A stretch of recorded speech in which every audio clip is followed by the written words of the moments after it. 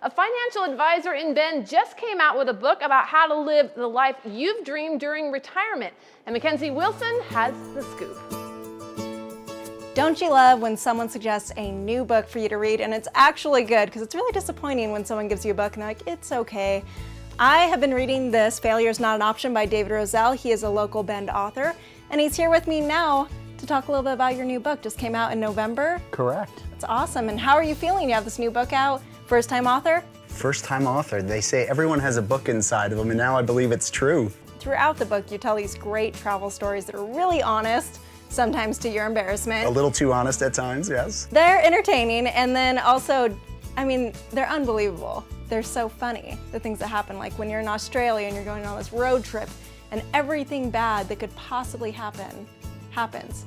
There was one day where 2 of our tires melted, and then what's called a road train, which 5 18-wheelers hooked up together, shattered our windshield when rocks came our way, and the windshield had to get knocked out. And then we're driving through later that night through a field of locusts, and they're all coming into the automobile.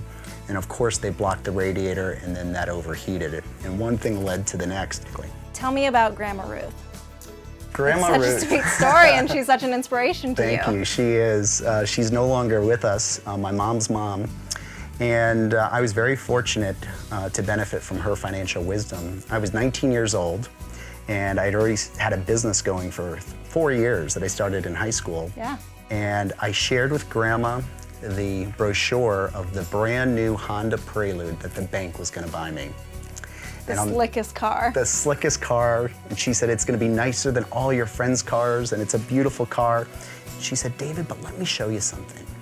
And she showed me a chart that I have in the book, which shared that if a 19-year-old would start funding an IRA with $2,000 a year and only fund it till they're 27 and never fund it again, and compared that to someone that started when they're 27 and funded it all those years till they're 65, that the person who started at 19, even though they only funded it for 8 years, will have more money in retirement than the other person.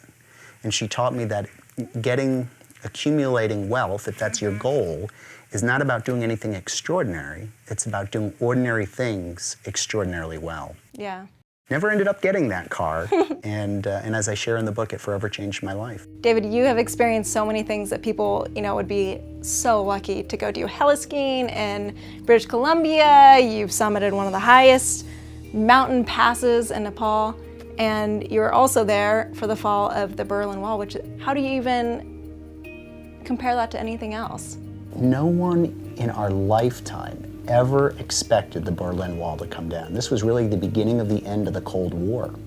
And then I share in that chapter how no one would ever have thought just 20 short years later another wall would come tumbling down, and this would be the financial walls. When we think about 2008, it was the worst year in stock market history ever. And during that year, the world's largest stock brokerage firm came down, the world's largest bank came down. Investment bank is no longer with us. The world's largest mortgage company, the world's largest car company went bankrupt. And you have more books that you're planning, correct? This was such a fun experience for me, and the response has been so overwhelming in a positive way that I'm thinking next year of getting started on a second book. A lot more travel stories and financial stories to share. Cool. We'll look forward to it. Thank you very much, Mackenzie.